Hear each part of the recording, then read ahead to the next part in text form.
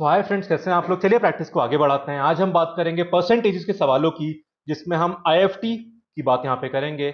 आप जानते हैं कि IFT exam Indian institute of foreign trade के लिए होता है, जिसके दो कैंपस हैं, दिल्ली और कोलकाता। दोनों बहुत बढ़िया कैंपस हैं, उसके लिए होता है। It is one of the most renowned examination. बहुत बढ़िया कॉलेज में एडमिशन मिलता है और अक्सर कैट के अगले हफ्ते में होता है। ये कुछ चेंजेस भी हो सकते हैं, पर अक्सर कैट के अगले हफ्ते में होता है। चलिए तो देखते हैं इसके सवाल। कैट सॉरी आईएफटी 2019 और 2018 के देखेंगे। 19 के शायद 3 सवाल है, 20 के 2 सवाल है। ठीक है, पांचों सवाल आज देखेंगे।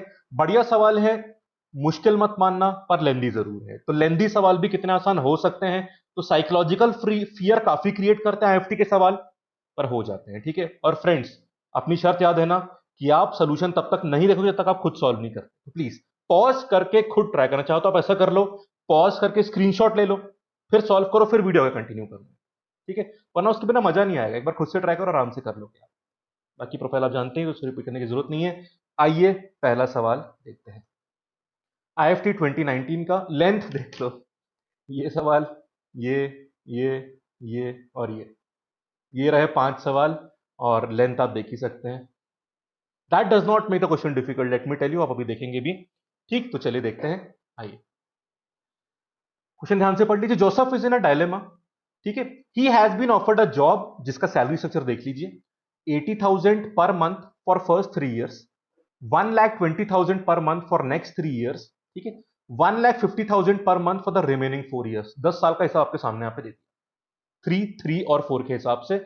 ये पर मंथ की बात करिए, मतलब एनुअल के लिए इंटू 12 करना पड़ेगा आपको। Great. He also has been offered an MBA. अब दूसरा एंगल जो ऑप्शन इसके पास है कि पहले एमबीए कर ले फिर जॉब करे। ठीक है, अब एमबीए में खर्चा होगा। खर्चा क्या है?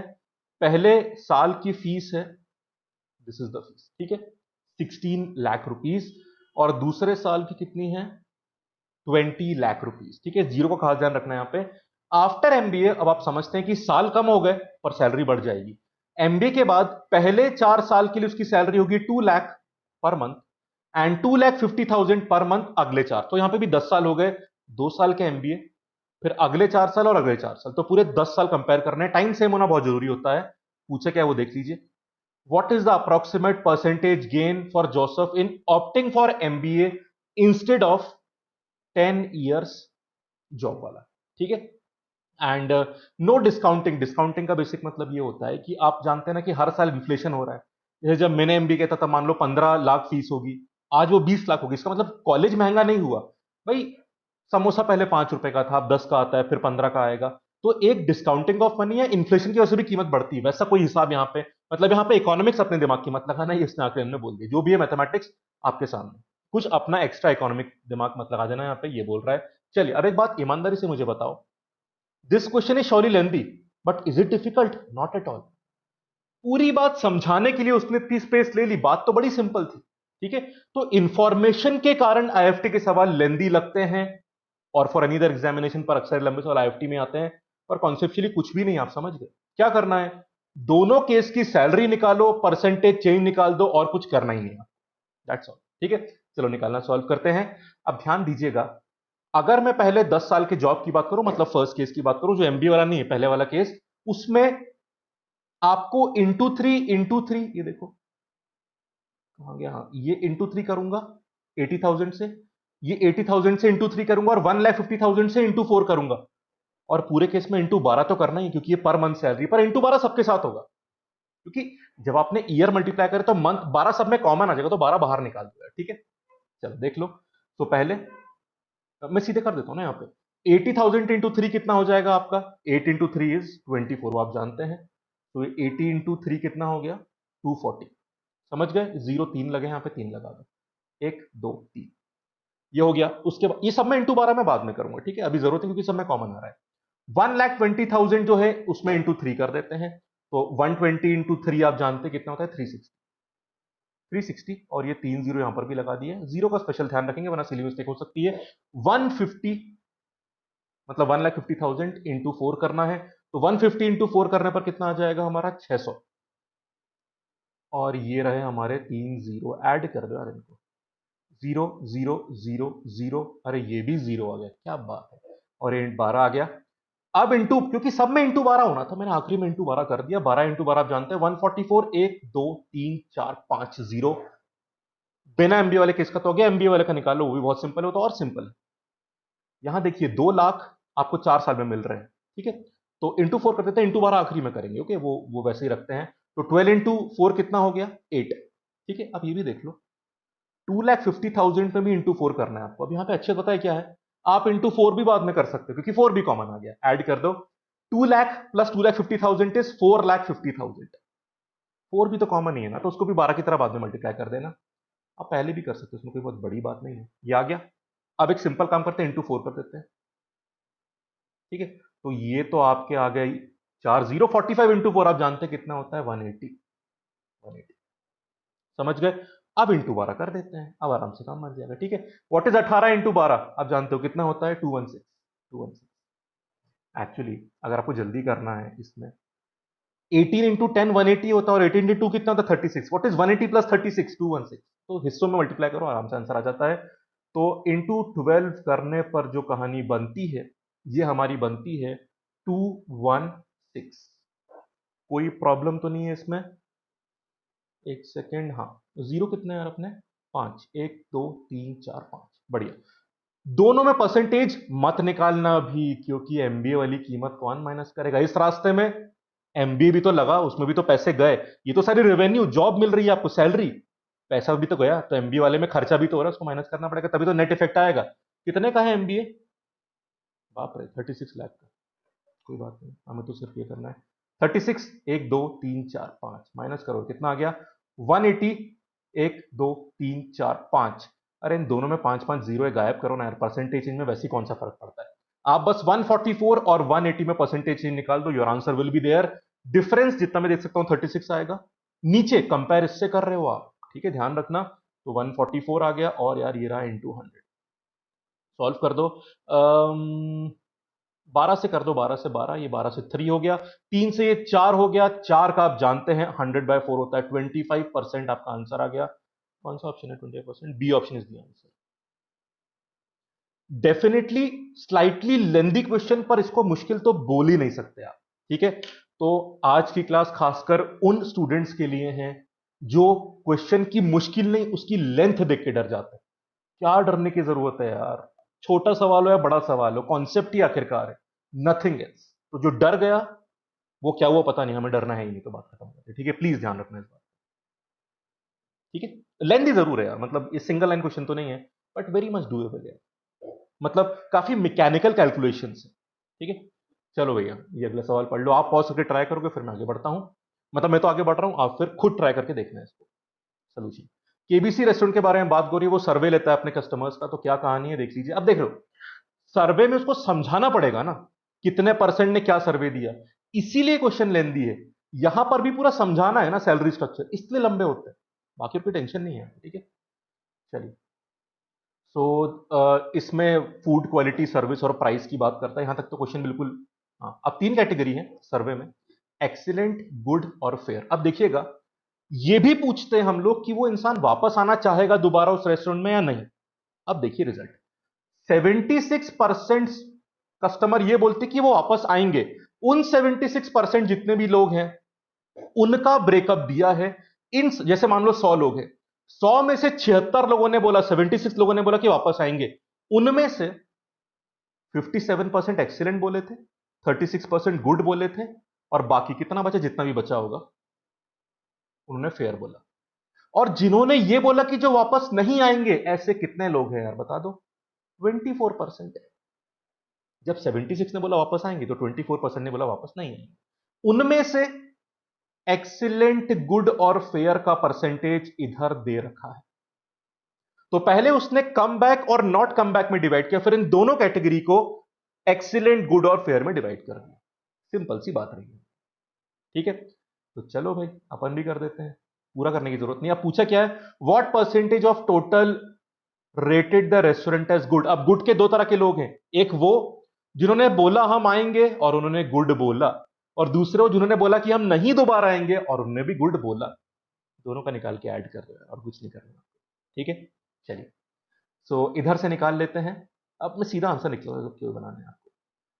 76% ने बोला था कि वापस आएंगे, उनमें से कितनों ने गुड बोला, 36% ने गुड बोला। तो 36/100 प्लस प्लस, ठीक है। अब 24% ने बोला कि वो नहीं आएंगे, पर उनमें से भी 32% ने बोला कि गुड। ये रहा। अब मान लो n is total number of customers, तो इन सब में n मल्टीप्लाई होता तो n बाहर आ जाता, ठीक है। अब आपको परसेंटेज निकालना है, तो ये तो गुड वालों की वैल्यू हो गई, अपॉन n नीचे आता ना, दिस इज द गुड वाले लोग अपॉन टोटल, तो n कैंसिल करता है नहीं करता, इसलिए छोड़ दो। समझ गए ना?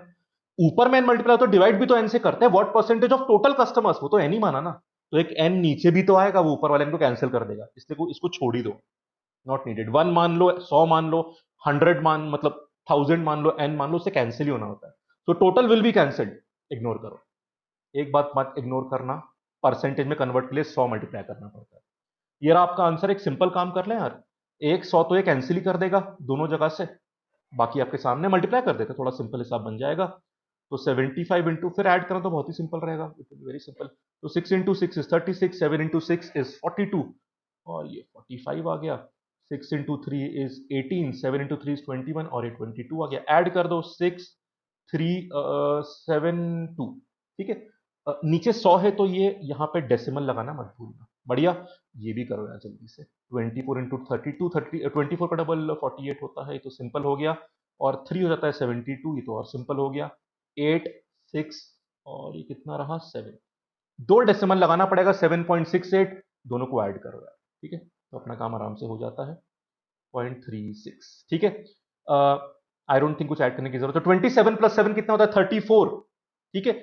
उसमें डेसिमल पॉइंट्स भी आपको यहां पे दिख रहे हैं, तो पॉइंट समथिंग, तो आंसर 35 के पास आ जाएगा। एग्जैक्ट निकालो तो निकाल लेना, पर 35 के आसपास ही आएगा। This is your answer, simple. बस ये काम करना था, पर क्वेश्चन समझ में जल्दी आ जाना चाहिए, और क्वेश्चन की लेंथ से डरने की बिल्कुल जरूरत नहीं। सिंपल था। आइए आगे चलते हैं। चलो यार, ये बहुत बढ़िया सवाल है। आप वीडियो पॉज करो, और चाहे तो स्क्रीनशॉट लेके ट्राई करो, आंसर पक्का आएगा, डरना नहीं यार। इसका आंसर निकाल लिया तो काम बन गया। बढ़िया सवाल, और बहुत सिंपल सवाल। चलो, और फिर सॉल्व करने के बाद आप ये देखना, मैं तो आगे बढ़ रहा हूं, आप पॉज करने के बाद देखना। नवाब के दो बेटे हैं, सैफ और आमिर, जिनका एक्सपोर्ट का बिजनेस है। अब देखिएगा, यहां पे सेटिस्फैक्शन या यूटिलिटी लेवल की बात करी जा रही है। सेटिस्फैक्शन या यूटिलिटी लेवल की। अब ध्यान दीजिएगा, नवाब जो फादर है, उनका सेटिस्फैक्शन लेवल कैसे आता है? By adding twice the level of Saif with Aamir. मतलब अगर सैफ का सेटिस्फैक्शन लेवल x है और आमिर का y है, तो 2x प्लस y करके नवाब का सेटिस्फैक्शन लेवल आ जाता है। अब देखिएगा, अगर सैफ ने, पहले सैफ की बात कर लेते हैं, 100 का प्रॉफिट किया तो उसका सेटिस्फैक्शन लेवल 10% से बढ़ जाएगा, और अगर 100 का लॉस हुआ तो सेटिस्फैक्शन लेवल 10% से कम हो जाएगा। ठीक है भाई, हम सैफ और आमिर के सेटिस्फैक्शन लेवल चेंज करवाएंगे, उससे नवाब का ऑटोमेटिकली चेंज हो जाएगा, क्योंकि उसने फॉर्मूला दूसरी लाइन में दे दिया हमको, ठीक है, नवाब के लिए। पर यहां पे हमने सैफ का देख लिया, आमिर का हिसाब क्या है पढ़ लो यार। अगर वो 100 का प्रॉफिट करता तो सेटिस्फैक्शन 5% ऊपर गया, और 100 के लॉस में सेटिस्फैक्शन 15% नीचे गया। ये तो उसके चेंजेस दे दिए जो हम करेंगे, पर पहले ये देख लीजिए, इस वक्त नवाब का सेटिस्फैक्शन लेवल की वैल्यू 24 है। तो हम लोग यहां पे बात कर रहे हैं नवाब की, आमिर की, और रूल समझ लिया मैंने क्वेश्चन पे भगदड़ नहीं मचाई, रूल समझा, अब तो आंसर कर दूंगा। रूल समझाने के लिए पूरा स्पेस लिया है, क्वेश्चन में तो कुछ नहीं। देखिए, ठीक है, अब देखिए, satisfaction level of Saif is same as that of Aamir. अब देखिए, आमिर और सैफ का दोनों की वैल्यू एक्स माननी पड़ेगी, उसने सेम बोला है, तो आमिर का डबल होगा और सैफ का सिंगल वैल्यू ऐड होकर नवाब का सेटिस्फैक्शन बनेगा, जो कि 24 दे रखा है, तो एक्स 8 आ गया। मतलब आमिर का सेटिस्फैक्शन 8 है, सैफ का भी 8 है, पर नवाब का 24। आमिर का डबल करके सैफ का ऐड किया, 16 प्लस 8 24, सबकी वैल्यू आ गई, इनिशियल वैल्यू। अब वो चेंज करवाएगा, और वो आप कर दो क्योंकि रूल पता है, ठीक है। चलो, अब क्या हुआ, सैफ ने प्रॉफिट कमाया 100 का, और आमिर ने 100 का लॉस कर दिया, ठीक है। तो फिर अप्रोक्सीमेट परसेंटेज चेंज निकालो सेटिस्फैक्शन लेवल किसका, आमिर का या सैफ का? अरे नवाब का, फादर का। फॉर्मूला पता है हमको, तो दिमाग में स्ट्रक्चर क्वेश्चन क्लियर हो गया ना? मेरा तो हो गया, आपके भी हो गया होगा। श्योरली लेंदी, पर बस समझाने के लिए लेंदी है यार, बाकी कॉन्सेप्चुअली तो कुछ है नहीं यहां पे। चलो, आमिर ने 100 का प्रॉफिट कमाया है, ठीक है, तो फिर उसका 100 में क्या होता है, सेटिस्फैक्शन लेवल 10% ऊपर जाता है, ठीक है। 10% ऊपर जाना गोज अप बोला है, 10% का फैक्टर फ्रेंड्स 1.1 होता है, तो 1.1 इंटू 8 करने पर 8.8 मिलेगा। ये रहा आमिर का नया सेटिस्फेक्शन लेवल। सैफ भाई के साथ क्या हो गया, उनका लॉस हो गया, 100 का लॉस, और लॉस में उनका सेटिस्फेक्शन लेवल 15% कम हो जाता है। फ्रेंड्स 15% का नंबर, 15% का फैक्टर 1.15 नहीं, गोज डाउन बोला है, कम करना है। 15% गया मतलब 85% बचेगा, 0.85। तो 0.85 को मल्टीप्लाई कर दो 8 से, सिंपल सा आंसर आ जाएगा। डेसिमल प्लेस लगाना मत भूलना। 8 into 5 is 40 and 8 into 8 is 64। 64 में पूरा कर दो, आपका 680 आ जाएगा। समझ गए? दो डेसिमल लगाने हैं, 6.8। बिना मतलब इसको तो वैसे भी कर सकते थे मल्टीप्लाई, पर मैंने कहा ज्यादा कंफ्यूजन है इसलिए मैंने कर दिया। बढ़िया भाई, अब क्या करना है, आंसर आ गया? अभी तो नहीं आया। क्यों नहीं आया? क्योंकि हमको नवाब का निकालना है और फॉर्मूला हम जानते हैं। तो नवाब का पुराना सेटिस्फेक्शन लेवल 24 है, नया निकाल पाओगे बड़े आराम से। आमिर का डबल करो, 8.8 का डबल क्या होता है, 8 का डबल 16, और 0.8 का भी डबल करना है आपको, तो 1.6, 17.6, तो ए का डबल कर दिया। और ये सैफ का नया वाला 6.8 है, इसको ऐड करो 6.8, तो कितना आ गया, ये 0.4 हो गया, इधर आएगा 4 और ये 2, 24.4 हो गया। नवाब का पुराना सेटिस्फेक्शन, नया वाला परसेंटेज चेंज निकालना है, आराम से निकालोगे यार, निकालो आराम से, क्या टेंशन। सॉरी मैं इसको मिटा रहा हूं, मुझे थोड़ा सा। व्हाट इज परसेंटेज चेंज यार, इससे सिंपल वैल्यू कहां मिलती है? डिफरेंस कितना दोनों में, 0.4 का डिफरेंस है। बेस इनिशियल वैल्यू होगी यहां पे 24 कर दिया आपने, इंटू 100 कर दीजिए। ध्यान दीजिएगा, यहां 4 से नीचे आ जाएगा 1/6, और ऊपर क्या हो जाएगा, एक डेसिमल हटाने के लिए चला जाएगा ये।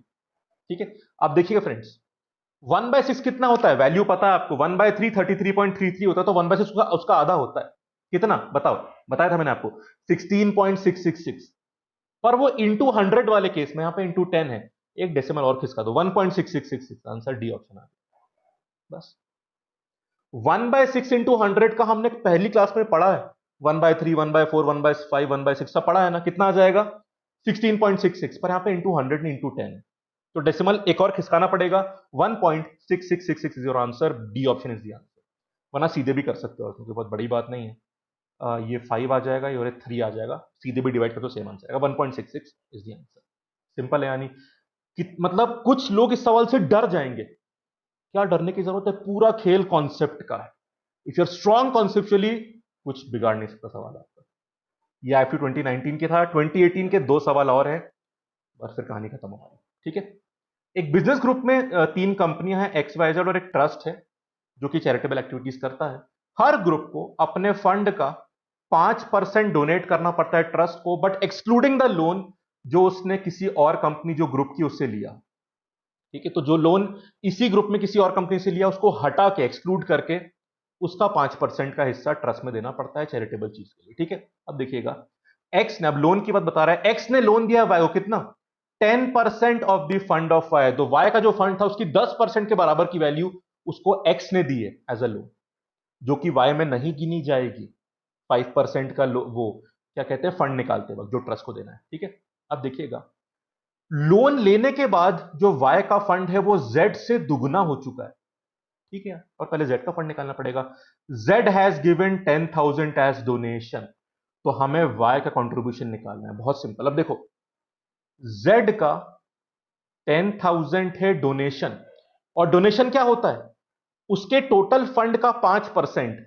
तो जेड का जितना भी फंड है उसके 5% की वैल्यू है 10,000, तो उसका पूरा फंड कितना होगा, 5% अगर ये है तो 20 से मल्टीप्लाई कर दो ना, इसको 100 बनाने। वैसे भी 5% क्या होता है, 1/20, तो 1/20 तो पूरे के लिए इंटू 20 कर दो आप, तो हमें जेड का पूरा फंड मिल जाएगा, पूरा फंड 20 कर दो, इंटू कितना हो जाएगा, ये और ये 0 जो होगी। ठीक है, या इंटू 20, आपको जैसे परसीव करना है, या तो 1/20 को 10,000 मान के इंटू 20 कर दो, या फिर अगर 5% 10,000 तो 100% के लिए इंटू 20 दोनों तरफ करना पड़ेगा, जैसे ठीक लगता है आपको कर लीजिए। समझ के, इतना तो समझ में आ गया। चलो भैया, क्या करना है, लोन के बाद वाई का फंड जेड से डबल है, तो हमको वाई का फंड मिल गया, जेड से डबल, डबल करो ना इसको, तो ये आ गया। ठीक है, पर हम इसका 5% नहीं निकालेंगे। बात बहुत सिंपल है, बात यह है कि दिस इज द वैल्यू इसमें लोन भी, कितना लोन मिला था? अब सुनिएगा, मान लीजिए y की इनिशियल वैल्यू y थी, अब इसकी वैल्यू का 10% के बराबर लोन इसको दिया, किसने दिया? x ने। तो लोन के बाद कितनी वैल्यू बढ़ गई यार, एक बात बताओ। मान लो पहले 1 थी, फिर 10% जोड़ने पर 1.1 हो जाएगी ना। तो अभी y का फंड 1.1 y हो गया है, पहले y रहा होगा, अब उसी का 10% जुड़ चुका है लोन में, मतलब 0.1 y के बराबर। तो ऐड करने पर 1 पॉइंट, वैसे भी 10% का फैक्टर क्या होता है? 10% और बढ़ा है, इंक्रीज हुआ है ओरिजिनल वैल्यू से, तो 1.1। ठीक है, तो ये जो मिला है ना, दिस इज नॉट y की original value, this is equal to 1.1 y, और ओरिजिनल पे ही आपको ट्रस्ट का वो देना है। ठीक है, वो कैसे निकालोगे? बहुत सिंपल, y की इनिशियल वैल्यू निकाल लेते हैं, कैसे आएगी? इस फाइनल वैल्यू में से 1.1 डिवाइड कर दो, और ये इनिशियल वैल्यू आ गई, उसका 5% निकाल दो यार, आपका आंसर आ जाएगा 5%। What is 5%? सीधे लिख दूं, 1/20 होता है, बस खत्म, काम सॉल्व कर दो। जीरो से जीरो चला गया, नहीं एक काम करते हैं ना, जीरो से जीरो नहीं काटते हैं, क्योंकि हमें डेसिमल भी गायब करना है ना यहाँ पे, तो ये मैं नहीं करता, कर भी सकते, नॉट अ प्रॉब्लम। 2 से कर दो यार, तो कितना आ जाएगा? 2, 2 से 4 कैंसिल किया तो 1 2 3 4 5, इस जीरो से नीचे वाले को 11 बना दिया, बस आपको डिवाइड करना है, आपका आंसर आ जाएगा। ठीक है, 2 लाख बाय 11 आपको करना है, and your answer will be here. तो कैसे करना है, चलो डिवाइड करना शुरू करो। तो अभी तो सिंपल तरीके से हो जाएगा, 1 आएगा पहले, तो 11 बन गया, रिमाइंडर 9 आया, फिर एक जीरो जुड़ेगा, 90 बन जाएगा, फिर कितना आ जाएगा? 90 में 8, 8 से 88 आ गया। ठीक है, रिमाइंडर 2 आएगा, फिर से 2 आ गया, अब फिर 1 करोगे आप, तो 11 बन गया, फिर क्या आएगा आपके पास दोबारा? भाई 2 से 20 बना, आपने 11 का 1 किया, तो 9 रिमाइंडर, फिर वो 90 बनेगा, वो फिर से 8 मांगेगा आपसे। ठीक है, फिर 2 बनेगा, फिर 1 करना पड़ेगा आपको, ये चलता रहेगा। ठीक है, अभी हमारा आ चुका है, इसके बाद डेसिमल के बाद 8 1 इस तरह से चलता रहेगा, उसकी जरूरत नहीं है आपको, इतने में आंसर आ चुका है। किसके बराबर है यार, किसके पास में बता दो? 18,000 के पास में, your answer is B option. ठीक है, और अप्रोक्सीमेटली उसने पूछा था, तो 18,181 रुपए, मतलब 18,181 रुपीज किसके पास है? 18 के पास है, 19 के पास? ऑब्वियसली 18 के पास, तो B option is answer. Simple था या नहीं? बस ये 1.1 से डिवाइड करना मत भूलना, वरना आपका आंसर, क्योंकि ऑप्शन क्लोज है यहाँ पे, किसी और से मैच कर जाएगा, केयरफुल रहिएगा। चलो last question of the day, फिर कहानी खत्म। गरिमा के पास 200 रुपए के नोट है, 500 के हैं और 2000 के नोट्स हैं वॉलेट में। She goes to Shopper Stop, और वहां पे उसने कुछ ड्रेस खरीदी। अब ड्रेस में हिसाब देखिएगा, देखो यार पहले तो काउंट करते चलते हैं, 200 के नोट, फिर 500 के नोट, और ये 2000 के नोट। ठीक है, अब बहुत जानकारी तो हमको है नहीं, तो एक काम करते हैं, इसके नोट्स ए मान लेते हैं, इसके बी मान लेते हैं, इसके सी मान लेते हैं। ठीक है, अब पूरा सीक्वेंस देखना कैसे मूव करता है। जब वो शॉपर स्टॉप में से ड्रेस खरीदी, तो उसके पास जितने भी नोट थे 2000 के, उसके आधे दे दिए उसने। ठीक है, हाफ दे दिए, क्लियर। अब कितने बचे उसके पास? 2000 के हाफ गए, तो हाफ बचे। ठीक है, एंड इन रिटर्न उसे चेंज कितना वापस मिला? Exactly same number of 200 note. ठीक है, तो 2000 के सी बाय 2 नोट्स दिए, उतने ही सी बाय नोट्स नोट्स 200 के वापस आ गए। ए पहले से ही थे, तो सी बाय 2 ऐड हो गए, समझ गए? तो 2000 के नोट उसने आधे, मतलब सी बाय 2 दे दिए, और बदले में उतने ही नोट्स 200 रुपए के वापस आए। ठीक है, 2000 के थोड़ी नहीं वापस आएंगे, ड्रेस भी तो खरीदनी है, उसके पैसे भी तो कटेंगे। ठीक है, तो 200 के पहले ही ए थे, और आपने सी बाई 2 ऐड कर दिया, 500 में कोई चेंज नहीं किया, तो उसको बी रहने दो। आगे बढ़ते हैं। अब उसके बाद रेस्टोरेंट में जो खाना खाया, उसने अपने 500 के सारे नोट दे दिए, तो 500 के नोट जीरो हो चुके हैं। ठीक है, और बदले में उसको 2000 के कितने नोट मिलते हैं? 30 नोट्स। तो 2000 के पहले सी बाय 2 थे, अब 30 नोट्स और मिल गए। ठीक है, अब ध्यान दीजिएगा, ये अच्छा कितने नोट है यहाँ पे 200 के? इसके तो सेम रहेंगे, नो चेंजेस। अब ध्यान दीजिएगा, एडिशनल इंफॉर्मेशन से सारी वैल्यू आ जाएंगी, और क्वेश्चन सॉल्व हो जाएगा आपका। ध्यान दीजिएगा, अब इसने बोला है कि जो उसको रेस्टोरेंट में 30 नोट्स वापस मिले, उस कारण से the number of 2000 rupees notes increased by 75%। तो पहले उसके पास सी बाय 2 के, सॉरी 2000 के सी बाय 2 नोट थे रेस्टोरेंट जाने से पहले, फिर उसे 30 नोट्स वापस मिलते हैं, तो that results in the increase of how much? 75%। इसका मतलब जो भी एडिशनल नोट आए, वो ओरिजिनल का कितना परसेंट होगा? 75%। ओरिजिनल सी या सी बाय 2? सी बाय 2 है, रेस्टोरेंट से पहले उसके पास सी नोट्स नहीं थे 2000 के, सी बाय 2। इसका 75% जो कि 3/4 होता है, जानते हो ना, 75% मतलब 3/4, 75/100 मतलब 3/4। This should be equal to the extra notes जो उसके पास आए, जो कितने आए, 30। समझ गए? यहां से सी की वैल्यू आपको 80 मिल जाएगी, यहां से सी की वैल्यू आपको 80 मिल गई। समझ गए?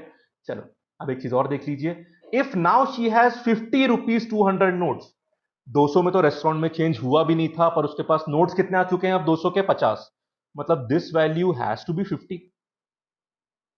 अब यहां पे सी तो मिल चुका है 80, सी बाई 2 40 हो जाएगा, 40 और टोटल 50, तो ए कितना आ गया, 10 आ गया, ए 10 आ गया।